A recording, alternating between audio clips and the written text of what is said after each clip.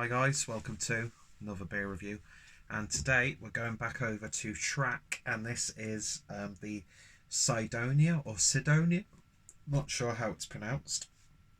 Well, that was a painful, not really a burp. And yeah, this is a pale ale clocking in at 4.8%, brewed in collaboration with St Mars of the Desert out of Sheffield. Went there with Rob from Hopscene for his birthday and a few people, and lovely little premises, nice sort of setup that they've got, and they're just really lovely people, and the beers were good as well. So yeah, I'm really happy to see this sort of collaboration. So it is, as I said, a pale ale, 4.8%. Let's see. So the malts are Heidelberg Pils, malted oats, Munich wheat, and then the hops are Citra, Waimea, I think that's New Zealand, and then the yeast is LA free. So drinking this on the eve of the storm that we're supposed to be getting, which I think it's going to get over exaggerated slightly, although it is picking up a little bit on the eve of the storm. But I think it's, pardon the pun, going to get overblown. But no, hopefully it does, because I'm supposed to be going to Leeds on that, well, tomorrow for a few days, so I don't want it to interfere with that. But there is one massive problem that I do need to address, and I don't usually like getting really serious on the channel, but I think this is something that a lot of people can relate to, and it's when it's going to be tough. It's when you have a collaboration beer and you have brand appropriate glassware for both breweries, and you just don't know which one you're going to use. So yeah, I'm going to go for this one because I really love stemmed glassware, I should say. Speaking of glasses, I need to get these fit. Well, I need to get new ones because the lens is completely scratched because they fell off as I was tying a shoelace. And somehow at the same time, I scratched the face off my Super With It Casio watch, which is really fucking annoying. I'm sure I'll be able to get a new screen for that, or get some gel that hides scratches. I don't know, but I'm looking for new glasses anyway. I just keep seeming to spend my money elsewhere. I don't know why my hand went up there. I think it's got caught in the wind. But yeah, anyway, God, my hair's terrible today. I look like a simpleton. Like a simpleton farmhand. Anyway, is that politically correct? I don't know. So let's see what we get with this beer. Actually, guys, I'm a massive fan of Track, and yeah, really excited to try this. I think it was so popular on its initial run that they've rebrewed it, and that is a very dirty glass. So let's tap it on the surface. But yeah, that is a really pale, cloudy, sort of chalky looking pale ale. It looks a little bit more vibrant and bold on camera because of the way the light's hitting it and the screen, the contrast and the gamma on the screen and stuff like that. But yeah, sort of like really like a pale lemon curd. But yeah, hazy as hell, slight chicken stock look to it. I really need to clean this glass. Those bubbles stick to the side. Sorry if you're a snob. I do apologise. I handed in my craft card a hell of a long time ago, so it's no issue for me. But yeah, beer poured for about 1 finger's worth of a slightly white foamy head. Looks really good so far, so let's give it a sniff. Oh yeah, that's nice. That to me is all about the Citra. One of my all-time favourite hops. I love Citra. I love Cascade. I love those sea hops because they remind me of the IPAs and pale ales that I was I drank when I was getting into this, like that classic foundation of a pale ale. But yeah, sweet, sort of like the lemon sweets, the boiled lemon sweets. That's what it reminds me of. A little bit of a sweet orange, a little bit of grapefruit pith. That just smells so nice and just inviting and fresh and fruity. So let's give it a taste. Cheers, guys.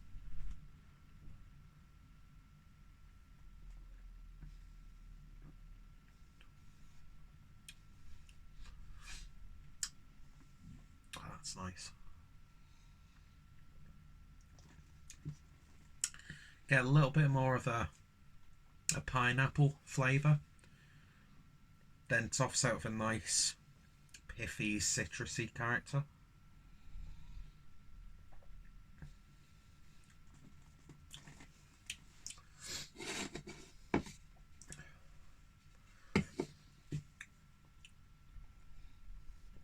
Nice carbonation and a satisfying mouthfeel, but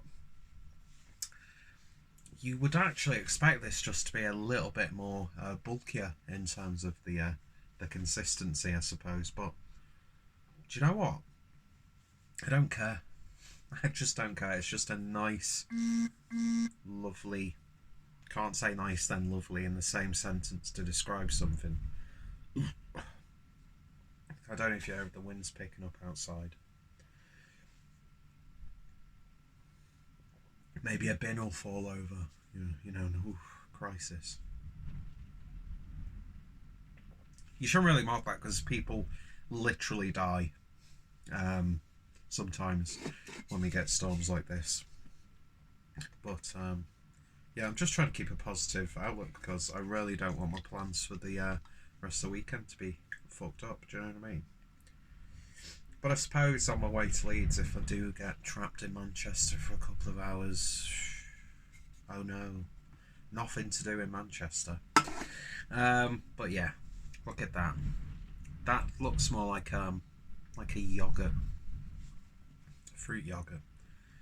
Nice creamy looking head when it's all in there.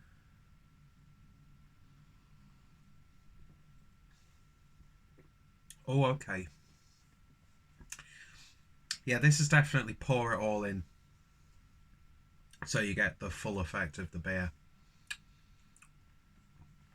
Body just gets a little bit more smooth and decadent, but it still retains that crisp, clean character as well.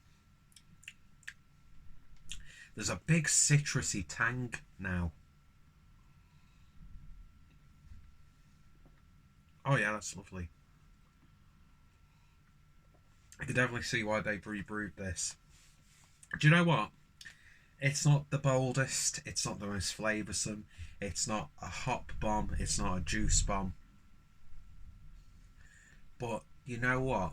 That's just one of those beers you want to sip on all night. Do you know what I mean? ABV, perfect. You could do a session on this. Lovely aftertaste on the back end. Dries out a little, so you want to go for another one. Making me salivate slightly. Oh yeah. It's almost got like a slight lemon ice lolly character. But yeah, it's a wonderful utilisation of the citra hop. It really, really is. He had lemons. Loads of lemons.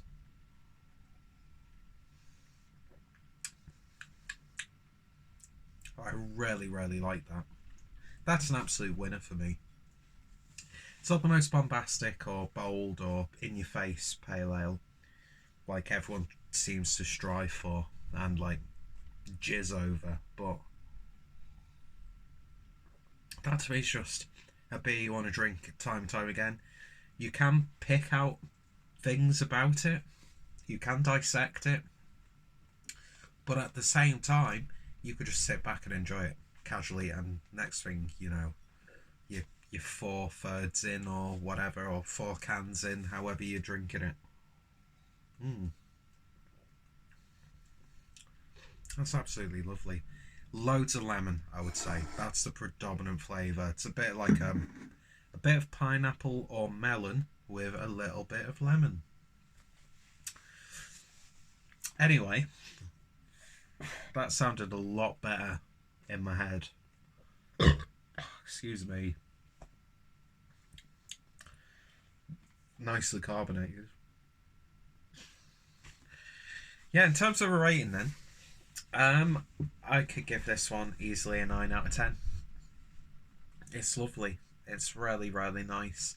I've just finished work, doing a stupid shift. Not the worst shift. I know people work much worse shifts than I do, but it's just one of those arsey sort of shifts where it's like, what is the point? So it's nice to sit here, unwind, hear the storm and the rain and the wind outside, which are those are some of my favourite sounds in terms of ambience when you're inside. So all is good. I've got a full packet of sour cream muchos down below. Down below, downstairs. Get your head out of the YouTube here. So yeah, that's my night sorted. Maybe even have a cheeky little beer as well. But yeah, if you've tried this, let me know your thoughts, opinions down below. If you tried anything from either brewery, recommendations always greatly appreciated. I will have to pick up some of St. Mars the Desert, some of their stuff in can form to review on the channel. I know they do make their way to certain bottle shops and online retailers. But yeah, track a regular appearance here on the channel, and also Manchester represent. But yeah, I think St. Mars the Desert could be one of those breweries to look out for this year. Any brewery is a brewery to look out for. I do get a little bit annoyed when it's like, oh, the brewery to look out for in 2020 is Vault City and stuff like that. Just look out for any brewery. Just try and get your hands on any beers that come out. But yeah, I think they are one of those breweries to look out for. Because I can't remember what brewery they had before this when they were actually back in the States. I think they were more like a farmhouse style brewery, if I remember correctly. But yeah, the stuff I've tried under the St. Mars the Desert name has been lovely. And you know a storm's good when it sets off a car alarm. Or someone might be getting burgled. You never know. It is Skelmersdale, so, you know.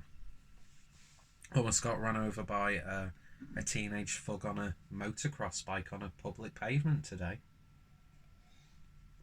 Yeah, I would be the bad guy if I kicked him off and taught him a lesson. But I'm too passive-aggressive to even do that. I feel guilty even thinking about doing stuff like that.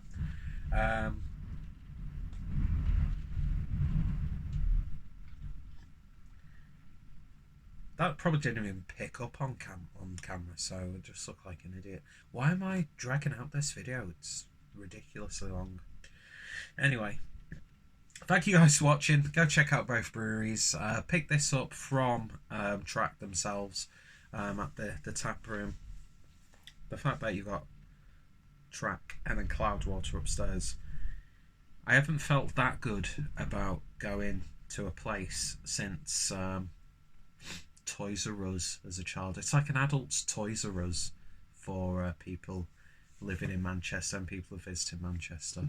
But yeah, highly recommended you go check out Track, their tap room, and also St. Mars of the Desert. Both very industrial estate based, and if you're so inclined, where Track and Cloudwater are, there's quite a notable prostitution scene. So and there's a cheap hotel nearby. So do you know what? Your night's sorted. Your night's sorted. Anyway, I'll stop lowering the tone. I'll end this review. Nobody's watched up to this point anyway, so I could, say something absolutely atrocious and despicable, but I'm not going to because I'm a decent human being. Anyway, thank you guys for watching. Don't know why you continue to watch this utter tripe, but I do genuinely appreciate it. And yeah, look out for more beers from both of these breweries in the future, especially Track, because I always get Track. They're one of my favourite breweries. But anyway, thanks for watching, and I shall hopefully see you all later. Cheers.